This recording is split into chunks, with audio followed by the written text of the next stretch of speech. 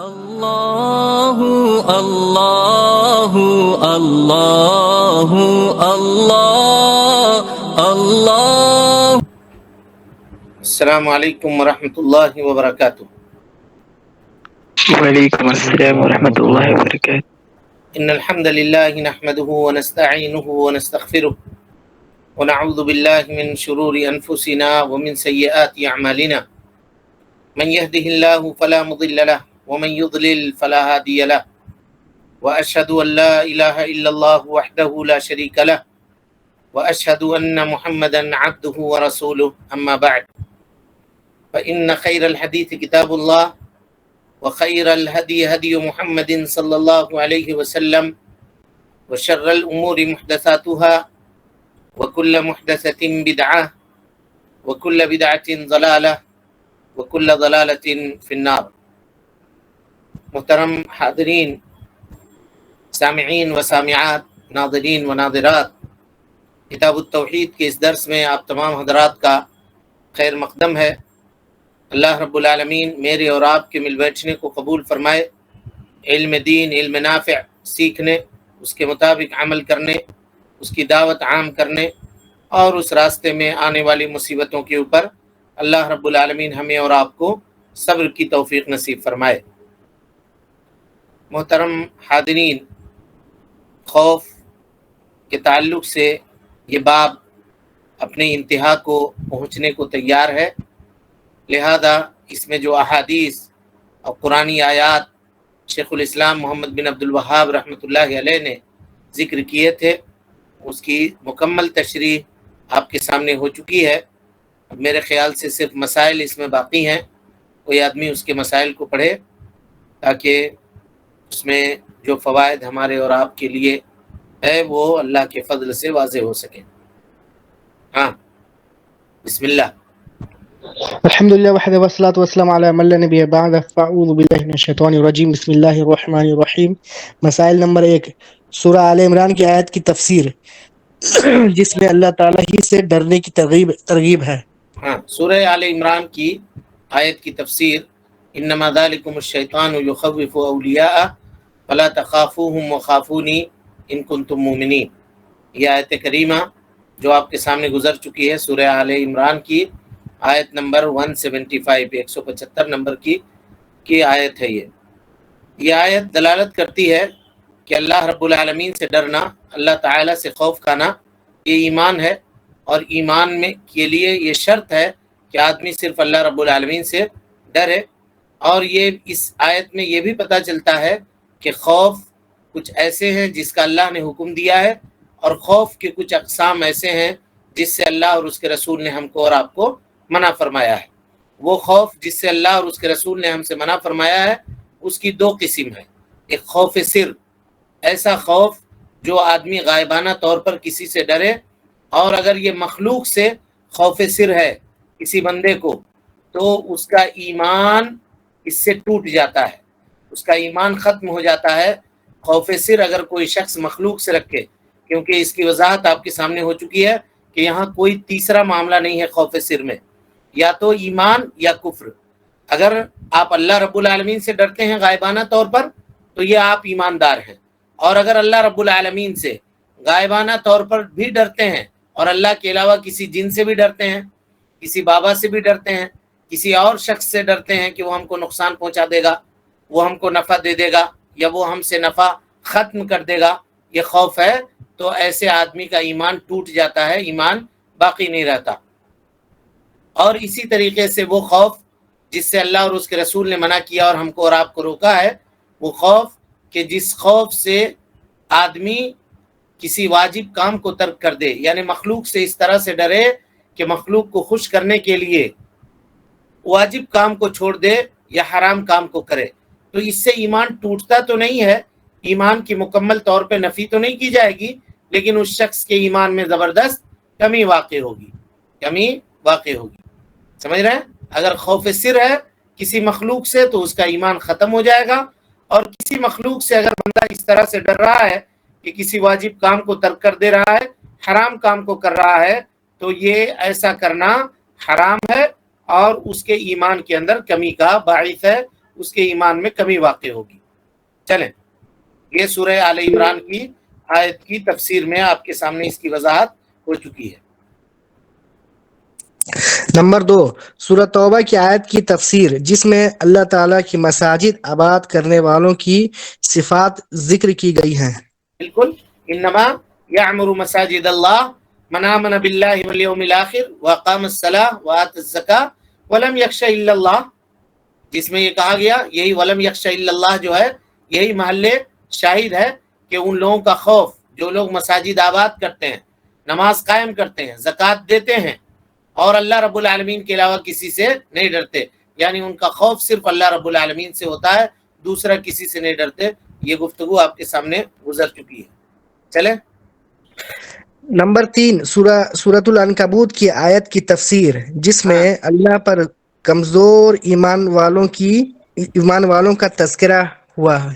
جی، سورہ عنکبوت کی آیت نمبر 10 کی تفسیر، اللہ رب العالمین فرماتا ہے وَمِنَ النَّاسِ مَن يَقُولُ آمَنَّا بِاللَّهِ فَإِذَا أُوذِيَ فِي اللَّهِ جَعَلَ فِتْنَةَ النَّاسِ كَعَذَابِ اللَّهِ، لوگوں میں کچھ لوگ ایسے ہیں جو کہتے ہیں کہ ہم اللہ کے اوپر ایمان لے آئے، اور جب اللہ رب العالمین کے راستے میں ان کو تکلیف دی جاتی ہے، ان کو آزمایا جاتا ہے، تو لوگوں کے فتنے کو وہ اللہ کے عذاب سے بڑھ کر سمجھتے ہیں، یعنی اس کو رعایت کرنی چاہیے، آخرت کے بارے میں سوچنا چاہیے، تو آخرت کے بارے میں نہیں سوچ کر کے وہ دنیا میں آرام طلبی کو ترجیح دیتے ہیں۔ یعنی انسان جب یہ کہے کہ وہ ایمان لے آیا تو ضروری ہے کہ اس کو آزمایا جائے گا، یعنی کوئی بھی آدمی یہ گمان نہ کرے کہ ہم کہیں کہ آمنت باللہ اور ہم کو آزمایا نہ جائے گا۔ فتنے ضرور آئیں گے انسان کی زندگی میں، اس کی آزمائش ہوگی، اس کا امتحان لیا جائے گا، لیکن کچھ لوگ جو کہتے ہیں کہ ہم اللہ کے اوپر ایمان لے آئے، لیکن جب اللہ کے راستے میں لوگوں کے جانب سے کچھ فتنہ ان کو پڑتا ہے، کچھ نوکری جانے کا خطرہ ہوتا ہے، لوگوں کے جانب سے کچھ برا بھلا کہے جانے کا خطرہ ہوتا ہے، یا کسی اور چیز کا خطرہ ہوتا ہے، تو وہ لوگوں سے اس طرح سے ڈرتے ہیں کہ اللہ کا عذاب ان کے سامنے چھوٹا نظر آتا ہے، گویا اللہ کا عذاب چھوٹا ہے لوگوں کی طعنہ زنی کے سامنے، لوگوں کے برا بھلا کہنے کے سامنے، یا ہماری روزی سے زیادہ جنت قیمتی نہیں ہے، جنت کو چھوڑ دیتے ہیں، روزی کو ترجیح دیتے ہیں، واجب کام کو چھوڑ دیتے ہیں، حرام کام کو کرتے ہیں لوگوں کے خوف کی وجہ سے۔ یہ اس آیت کریمہ کے اندر بیان ہوا، اس کی تفسیر پوری وضاحت کے ساتھ آپ پڑھ چکے ہیں۔ چلیں، نمبر 4، ایمان کبھی قوی اور کبھی کمزور ہوتا رہتا ہے۔ بالکل، نبی صلی اللہ علیہ وسلم نے حدیث میں بیان فرمایا، کہا ان من ضعف الیقین، ضعف یا ضعف الیقین، کہ آدمی کے ایمان کے اندر کمی ہوتی ہے، اور جب کمی ہوگی تو زیادتی بھی ہوگی، ہے کہ نہیں؟ آدمی کا یقین کبھی کم بھی ہوتا ہے اور کبھی زیادہ بھی ہوتا ہے۔ ہم نے آپ کے سامنے بتایا تھا کہ کس طرح سے عطر کی مثال دی تھی، کہ اگر آپ ہمیں سچا سمجھتے ہیں، میں کہوں کہ میرے پاس عطر ہے، اگر دکھا دوں آپ کو تو اور یقین ہو جائے گا، لگا دوں آپ کو تو اس سے زیادہ یقین ہو جائے گا۔ عطر اگر آپ استعمال کر لیے، سونگھ لیا، تو اس سے زیادہ یقین ہو گیا۔ تو یہ یقین میں کمی اور زیادتی ہوتی ہے۔ لیکن اب سوال یہ ہے کہ یقین میں کمی اور زیادتی کا فائدہ کیا ہے؟ ہاں جی، کیا فائدہ ہوگا اس کا؟ عمل میں بھی فائدہ ہوگا۔ عمل میں فائدہ ہوگا، یا بندہ یہ کوشش کرے گا کہ ہمارے یقین میں زیادتی ہو، بندہ یہ کوشش کرے گا کہ ہمارے یقین میں کمی نہ آئے، کوشش کرے گا کہ ہمارا یقین کبھی ضعیف نہ پڑے، اور ان اسباب سے بچنے کی وہ کوشش کرے گا جس سے اس کا ایمان اور یقین کمزور ہوتا ہو، ان اسباب کو کرنے کی کوشش کرے گا جس سے اس کا ایمان اور یقین مضبوط ہوتا ہو۔ اور اسی لیے حضرت عبداللہ ابن مسعود رضی اللہ تعالیٰ عنہ کا مشہور قول آپ کے سامنے ہم نے بیان کیا تھا کہ الیقین الایمان کلہ، کہا کرتے تھے کہ اگر آدمی کو پورا ایمان دیکھنا ہے، کامل اور مکمل، ہول ایمان، مکمل ایمان، وہ یقین کے ارد گرد ہی گھومتی ہے۔ چلیے، نمبر 5، ایمان کی کمزوری کی 3 علامات ہیں۔ 3 علامات ہیں ایمان کی کمزوری کی، اللہ کے نبی جناب محمد رسول اللہ صلی اللہ علیہ وسلم نے اپنی حدیث کے اندر بیان فرمایا۔ کون کون ہے؟ کہ آدمی اللہ کو ناراض کر کے لوگوں کو راضی کرے، پہلا۔ اور اللہ رب العالمین نے روزی دی ہے، لوگوں کی تعریف کر رہا ہے، اور اسی طرح سے لوگوں کی مذمت اور برائی بیان کر رہا ہے اس چیز کے اوپر جو اللہ رب العالمین نے اس کو نہیں دیا ہے۔ یہ مثال آپ کے سامنے آ چکی ہے۔ چلیں، نمبر سمجھ میں آ 6 رہا ہے؟ مسائل سمجھ رہے ہیں سارے لوگ؟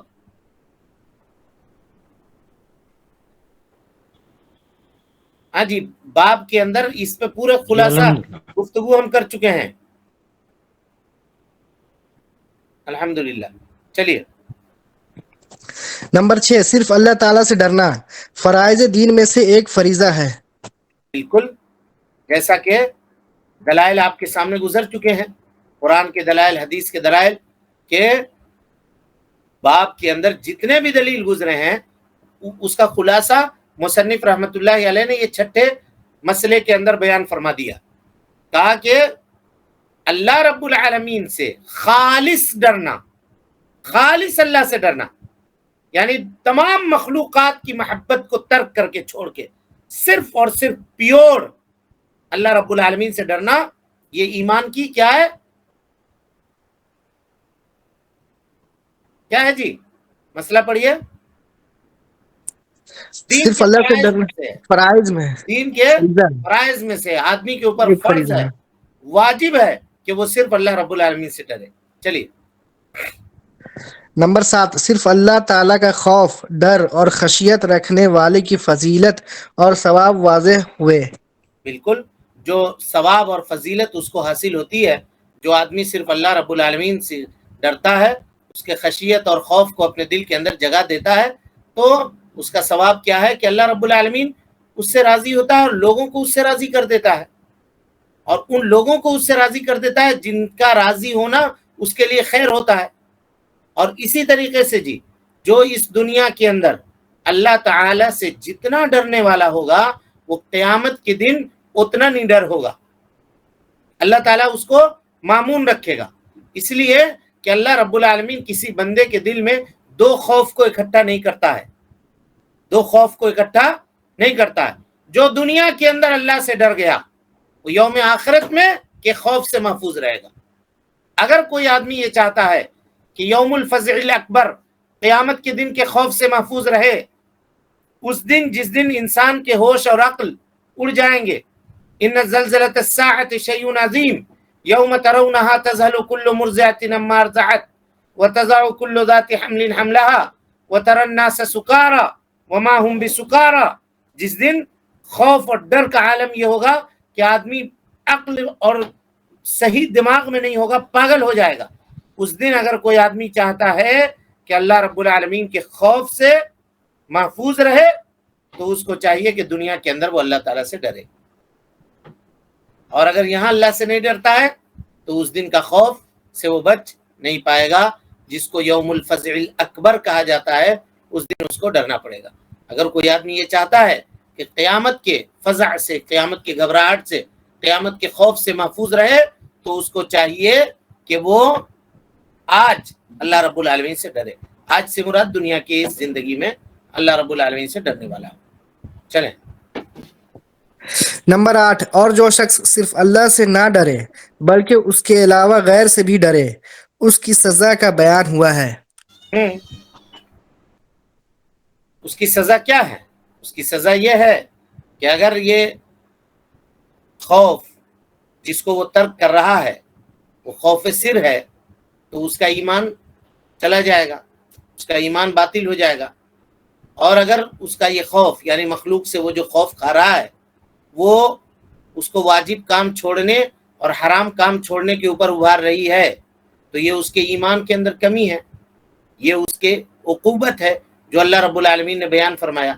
اسی طرح سے اس دنیا کی زندگی میں ایسے شخص کی سزا اور اس کی عقوبت یہ ہے کہ اللہ رب العالمین اس سے ناراض ہوتا ہے، اور اللہ تعالی بندوں کو بھی اس سے ناراض کر دیتا ہے، بندوں کو بھی اس سے ناراض کر دیتا ہے، اور بندوں کی رضامندی کے سلسلے میں اللہ رب العالمین اس کو الجھا دیتا ہے، اس کی زندگی اس کو خوش کرنے میں، اس کو خوش کرنے میں، اس کا تلوا چاٹنے میں، اس کی چاپلوسی کرنے میں، اس کی زندگی اسی میں گزر کے رہ جاتی ہے، والعیاذ باللہ۔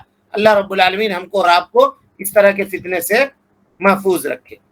اور اسی طریقے سے اللہ سے ڈرنے کو جو آدمی ترک کرتا ہے اس کی عقوبت یہ ہے کہ وہ جہنم میں داخل ہوگا۔ جہنم میں داخل ہونے کے اسباب میں سے ایک سبب یہ بھی ہے، اور قیامت کے دن وہ خوف زدہ ہوگا، ڈرنے والا ہوگا۔ وہ آدمی جو دنیا کے اندر اللہ کے خوف سے مامون ہو گیا اور اللہ رب العالمین کے خوف سے دنیا کے اندر وہ نہیں کانپا، تو قیامت کے دن وہ ضرور کانپے گا، اور ایسا کانپے گا کہ اس کی حفاظت کرنے والا اس دن کوئی نہیں ہوگا۔ ہم اللہ رب العالمین سے اپنے لیے بھی، آپ کے لیے بھی، ہم سب کے مرحومین کے لیے بھی یوم الفزع الاکبر، قیامت کے دن کے ہولناکی سے پناہ مانگتے ہیں، اور اللہ رب العالمین سے یہ دعا کرتے ہیں کہ اللہ رب العالمین ہم کو اور آپ کو اس دن کی گھبراہٹ اور اس دن کے ڈر سے محفوظ کر دے، اور دنیا میں اللہ تعالی ہم سب کو اپنا صحیح اور سچے طور پر ڈرنے والا بنا دے۔ ہم سب کے دلوں کے اندر اللہ رب العالمین اپنا خوف پیدا کر دے، اور قیامت کے دن ان لوگوں میں ہمارا شمار کر جن کو اللہ رب العالمین قیامت کے خوف سے محفوظ کرنے والا ہے۔ چلے باب 32، صرف اللہ تعالیٰ پر توکل کرنا چاہیے۔ اللہ کے فضل اور توفیق سے یہ باب مکمل ہوا جو خوف کا باب تھا، الحمدللہ۔ اب اس کے بعد نئے باب کے اندر ہم لوگ داخل ہو رہے ہیں، اور یہ باب ہے توکل کا۔ کس کا باب ہے؟ توکل کا باب ہے۔ چلیے پڑھیے۔ اللہ ذوالجلال کا فرمان ہے وَعَلَى اللَّهِ فَتَوَكَّلُوا، اعوذ باللہ من الشیطان الرجیم، وَعَلَى اللَّهِ فَتَوَكَّلُوا إِن كُنتُم مُؤْمِنِينَ۔ سورہ مائدہ، ہاں ٹھیک ہے، پڑھیے۔ سورہ مائدہ آیت نمبر 23۔ اگر تم صاحب ایمان ہو تو صرف اللہ ہی پر توکل کرو۔ توکل کے توکل جی، فتوکلوا، توکل بھروسہ ہے نا۔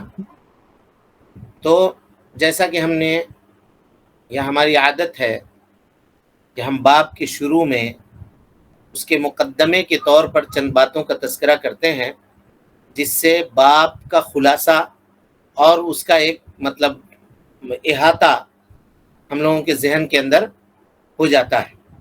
لہٰذا ان مقدمات کا تذکرہ اس باب کے اندر بھی ہم آپ کے سامنے کر رہے ہیں کہ شیخ الاسلام محمد بن عبد الوہاب رحمۃ اللہ علیہ نے جیسا بتایا کہ کتاب کو ایک قلب کے اعمال یعنی باطنی اعمال، اعمال قلوب جس کو کہہ سکتے ہیں، دل کے اعمال ادھر، اور ایک اعضاء اور جوارح جسم کے اعمال، ان دونوں کے اندر تقسیم کیا تھا۔ تو اب ہم لوگ اعمال قلوب پڑھ رہے ہیں، یعنی وہ دلوں کے وہ اعمال جو توحید سے تعلق رکھتے ہیں اور توحید سے متعلق ہیں۔ تو شیخ الاسلام محمد بن عبد الوہاب رحمۃ اللہ علیہ نے ان کا دیکھیے کس کتاب کو کس انداز سے انہوں نے سجایا ہے کہ جب خوف کا تذکرہ کیا تو خوف کے بعد توکل کا ذکر کیا، اس لیے کہ جو آدمی اللہ کے اوپر توکل اور بھروسہ کرنے والا ہوگا جی، وہ کبھی بھی غیر اللہ سے ڈرنے والا نہیں ہوگا، کبھی نہیں ڈرے گا غیر اللہ سے۔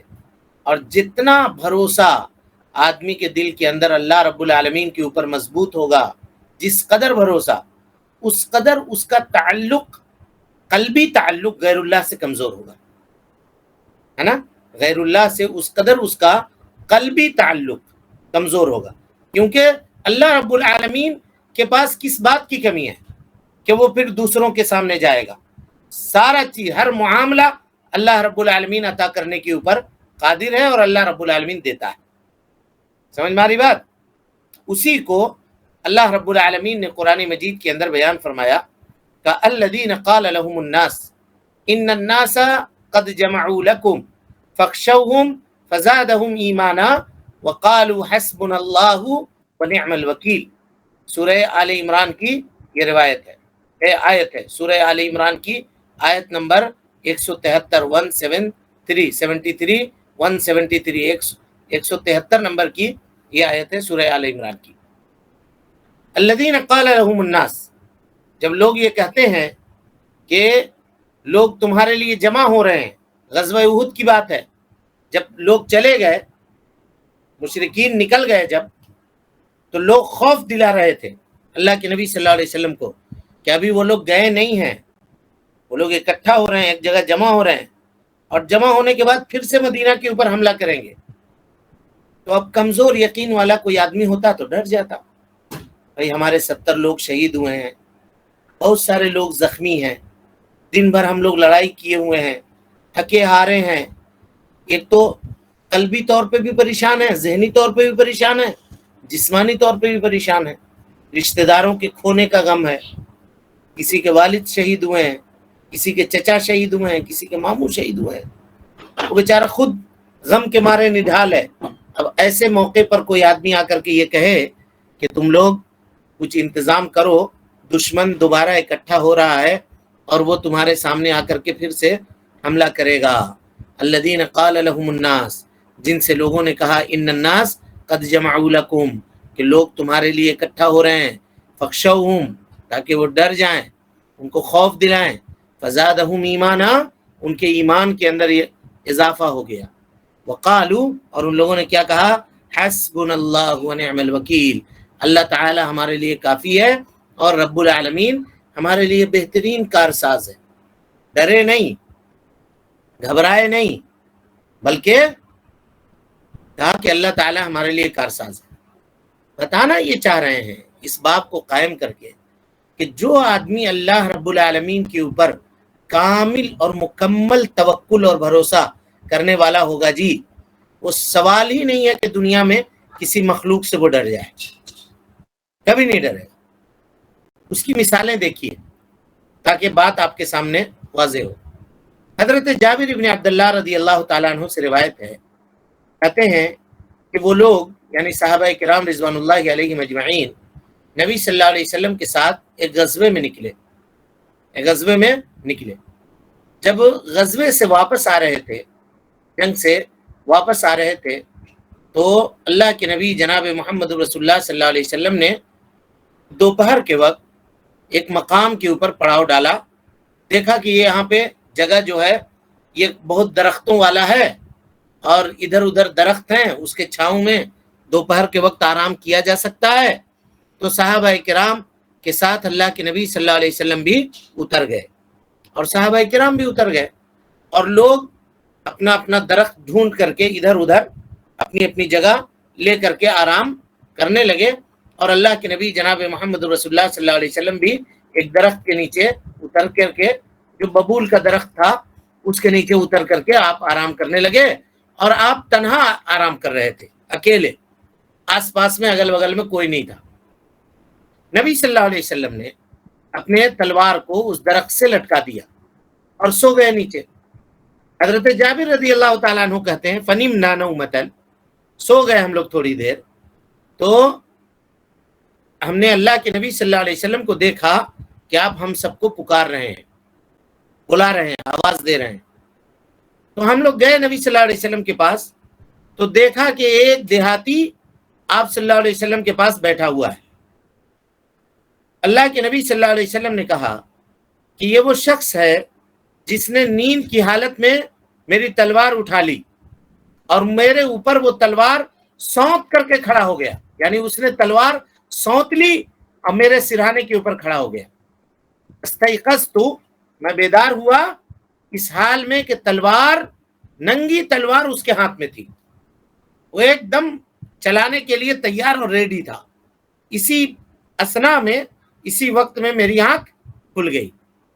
تو اس نے یہ سوال کیا اس حال میں کہ تلوار اس کے پاس، اس کے ہاتھ میں تھی، من یمنعک منی، اے محمد صلی اللہ علیہ وسلم آپ کو کون بچائے گا مجھ سے اس وقت؟ تو نبی صلی اللہ علیہ وسلم نے فرمایا اللہ، اللہ مجھ کو بچائے گا۔ تو کہا کہ اس کے بعد اس کی حالت یہ ہوئی ہے کہ دیکھو یہ تمہارے سامنے بیٹھا ہوا ہے۔ متفق علیہ روایت ہے، بخاری اور مسلم کی روایت ہے۔ اسی طرح مسلم میں جو روایت ہے وہ یہ ہے کہ اس نے پوچھا من یمنعک منی، تم کو کون بچائے گا مجھ سے؟ یعنی اس وقت میرے ہاتھ میں تلوار ہے اور تمہارے ساتھیوں میں سے، تمہارے صحابہ میں سے کوئی بھی یہاں پر موجود نہیں ہے، تم کو مجھ سے کون بچائے گا؟ اللہ کے نبی صلی اللہ علیہ وسلم نے فرمایا اللہ. پھر دوبارہ اس نے پوچھا کون بچائے گا؟ تو کہا کہ اللہ. تو اس نے تلوار کو اپنے میان کے اندر اس نے واپس کر دیا، اور اس کی وہ حالت ہوئی کہ وہ اللہ کے نبی جناب محمد رسول اللہ صلی اللہ علیہ وسلم کے سامنے گھٹنوں کے بل بیٹھ گیا. اب اس واقعے میں ہم لوگ بچپنے سے چمن اسلام کے اندر، پتہ نہیں اب مدرسوں میں چمن اسلام پڑھائی جاتی ہے نہیں پڑھائی جاتی ہے، ورنہ ہمیں یاد ہے کہ شمس العلوم میں جمپورہ میں 3 کلاس میں ہم لوگ، اللہ رب العالمین جزائے خیر دے مولانا نجم الہدیٰ صاحب کو، انہوں نے اس سبق کو پڑھایا تھا. ہے شیخ چمن ابھی بھی اسلام. پڑھائی ہوتی ہے. جی سارے لوگ پڑھے ہوں گے اس کو. جی بہرحال ہم نے بھی پڑھا ہے شمس العلوم میں جمپورہ میں، ہم نے بھی پڑھا ہے اس کو، اس روایت کو. تو یہاں پہ غور کا مقام ہے. ہم لوگ اس کو صرف ایک قصہ سمجھتے ہیں. غور سے اس میں سمجھیے کیسے آدمی جب اللہ کے اوپر بھروسہ کرتا ہے، اور جناب محمد رسول اللہ صلی اللہ علیہ وسلم نے کس طرح سے اللہ رب العالمین کے اوپر توکل اور بھروسہ کیا تھا کہ اس دیہاتی اور اس اعرابی کے ہاتھ میں تلوار ہونے کے باوجود ذرہ برابر بھی اللہ کے نبی جناب محمد رسول اللہ صلی اللہ علیہ وسلم کو کوئی خوف واقع نہیں ہوا، کوئی ڈر نہیں ہوا. اب ڈرے نہیں، دوڑ کے بھاگے نہیں، ادھر ادھر گئے نہیں، کسی کو آواز نہیں دیا. یعنی جب وہ سوتا ہوا تھا تلوار، اس وقت آپ نے کسی کو نہیں بلایا، کسی کو نہیں پکارا. یہ سب ہو گیا، تلوار آپ نے اپنے ہاتھ میں لے لی، وہ عربی دیہاتی بیٹھ گیا زمین پہ، تب آپ نے صحابہ کرام کو آواز دی. سمجھ رہے ہیں بات کو یا نہیں سمجھ رہے ہیں؟ جی. تو اگر کوئی آدمی اللہ رب العالمین کے اوپر بھروسہ کرے، توکل کرے، تو وہ آدمی دوسروں سے بے خوف ہو جاتا ہے، دوسروں سے بے خوف ہو جاتا ہے. اب آئیے توکل کہتے کس کو ہیں؟ تو توکل لغت میں دوسرے کے اوپر کسی معاملے میں اعتماد کرنے کو، بھروسہ کرنے کو کہتے ہیں، عاجزی اور انکساری کے اظہار کے ساتھ. کسی معاملے میں دوسرے کے اوپر بھروسہ، یعنی آدمی اپنے اوپر بھروسہ کرے، یہ توکل نہیں ہے. ہم کو اپنے اوپر بھروسہ ہے، یہ توکل نہیں ہے. دوسرے کے اوپر بھروسہ کرنا، اور دوسرے کے اوپر یعنی خالق کے اوپر، رب العالمین کے اوپر بھروسہ کرنا، عاجزی اور انکساری کے ساتھ اللہ رب العالمین کے اوپر بھروسہ کرنے کو کیا کہتے ہیں؟ توکل کہتے ہیں. اصطلاحی معنی میں، شرعی معنی میں توکل کہتے ہیں اپنے دل کو اللہ رب العالمین کے ساتھ لگا کر کے رکھنا کہ نفع کا دینے والا اللہ رب العالمین ہے، اور برائیوں کو، مصیبتوں کو، پریشانیوں کو دور کرنے والا یہ بھی اللہ رب العالمین ہے. لیکن اس کے لیے جو جائز اسباب ہیں، ان اسباب کو اختیار کرنا، ان اسباب کو اختیار کرنا. توکل کا یہ مطلب نہیں ہے کہ آدمی اسباب کو چھوڑ دے. لہذا توکل 2 چیزوں کے اوپر قائم ہوگا جی، 2 رکن ہوں گے توکل کے. پہلا چیز کہ توکل دل سے کیا جائے گا، اور دوسرا چیز دل کا توکل یہ متعلق ہوگا، یعنی اس کا کنیکشن ہوگا آدمی کے اعضاء اور جوارے سے. سمجھے بات کو یہ نہیں سمجھے؟ نہیں شیخ. توکل دل میں ہوگا، لیکن دل کے اندر جو بھروسہ ہوگا، ہاتھ اور پیر اس بھروسہ کے مطابق کام کرنے والے ہوں گے، عمل کرنے والے ہوں گے. یہ مطلب ہے اس کا. مثال سے آپ کے سامنے اس کی وضاحت ابھی آپ کے سامنے ہو جائے گی. جہاں تک تعلق دل کا ہے، تو آدمی اپنے دل کو اللہ رب العالمین سے لگا کر کے رکھے کہ نفع کا دینے والا، مصیبت، پریشانی اور دکھ کا دور کرنے والا اللہ رب العالمین ہے. یہ بھروسہ اس کے دل کے اندر ہو، اور اللہ رب العالمین کی تقدیر سے، قضاء و قدر سے پوری طرح سے وہ آدمی راضی ہو.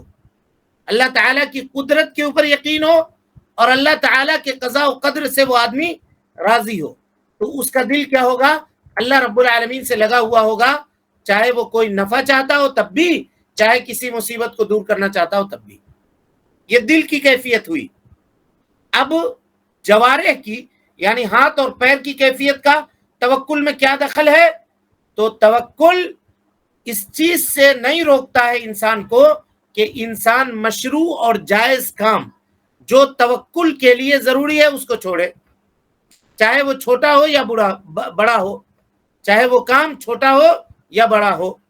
جیسے اللہ رب العالمین کے اوپر آدمی بھروسہ کرنے کا مطلب یہ ہے کہ وہ اس کے لیے جو ضروری کام ہے اس کام کو انجام دے، دل اللہ سے لگا رہے لیکن ہاتھ اور پیر یہ کام کو انجام دے، تاکہ اللہ رب العالمین نے دنیا میں اللہ تعالیٰ کی یہی سنت ہے کہ اس نے معاملات کو اس کے اسباب کے ساتھ جوڑ کر کے رکھا ہے، معاملات کو اس کے اسباب کے ساتھ جوڑ کر کے رکھا ہے، لیکن ہم کو اپنے دل کو سبب کے ساتھ نہیں لگانا ہے بلکہ اعتماد اللہ رب العالمین کے اوپر کرنا ہے۔ سمجھ میں آ رہی بات؟ اس کی ایک مثال لیجیے، کوئی آدمی صبح اٹھ کر کے بازار نہ جائے، اپنی دکان نہ کھولے، خرید و فروخت نہ کرے تو روزی ملے گی اس کو؟ جی نہیں ملے گی۔ یہ سبب ہے، دکان کھولنا، مزدوری کرنا، کام کرنا، یہ سبب ہے، لیکن وہ دکان ہی کو رزاق سمجھے اگر، بولیے تو یہ توکل کے خلاف ہوا کہ نہیں ہوا؟ جی بیمار اگر ہوئے تو ڈاکٹر کے پاس جانا، دوا کھانا، یہ چاہیے آدمی کو۔ شفا کی امید کس سے رکھے گا؟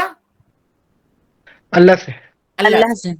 تو شفا کی امید اللہ سے رکھ رہا ہے، یہ دل کا کام ہوا، دل اللہ سے لگا ہوا ہے۔ اور ہاتھ اور پیر کا کام کیا ہوا کہ وہ جا کر کے ڈاکٹر کے پاس گیا، ڈاکٹر جو دوا لکھا وہ دوا خرید کر کے لایا، اس کو کھایا، جس چیز سے پرہیز بتایا، جو کام کرنے کے لیے کیا وہ کیا۔ سمجھ رہے بات کو؟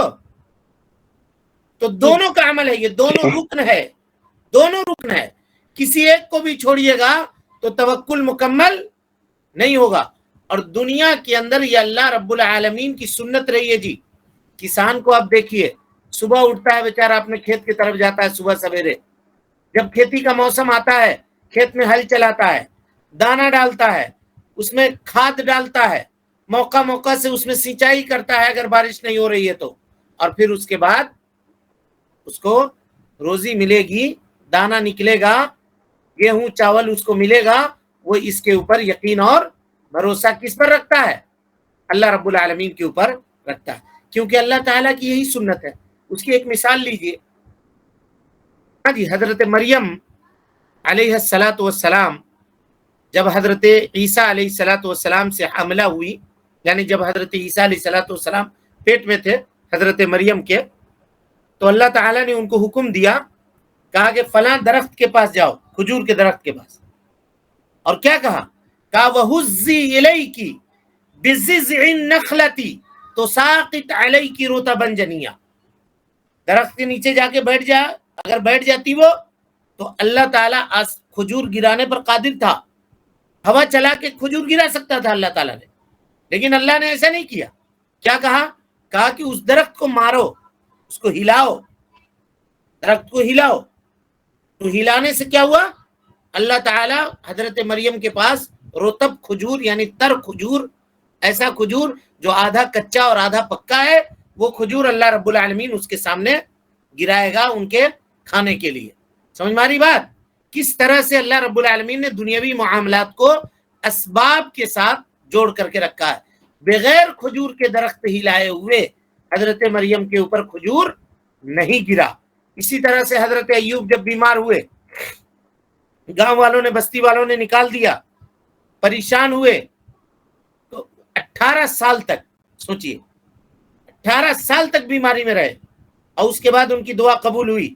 جبرائیل علیہ السلام اتر کر کے کہتے ہیں ارکز برجلک، اپنی ایڑی کو زمین میں ماریے، پیر کو زمین میں ماریے۔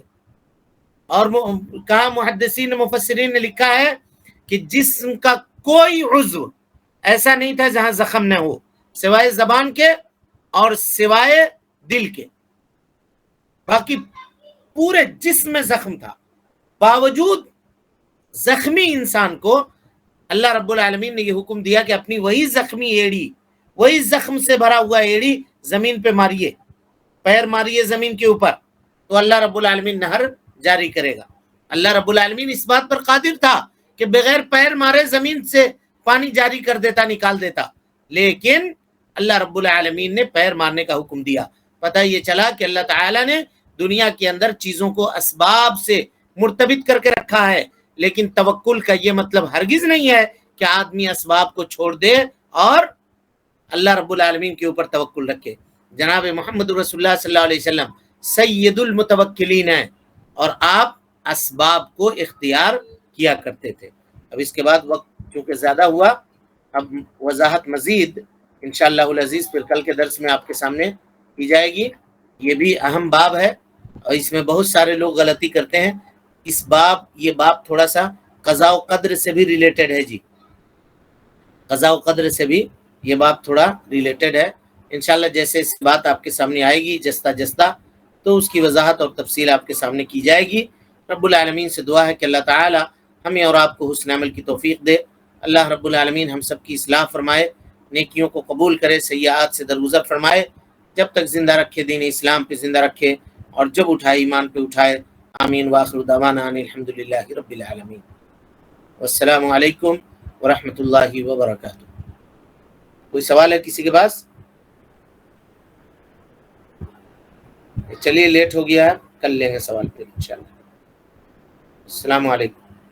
اللہ اللہ اللہ اللہ اللہ اللہ اللہ اللہ اللہ اللہ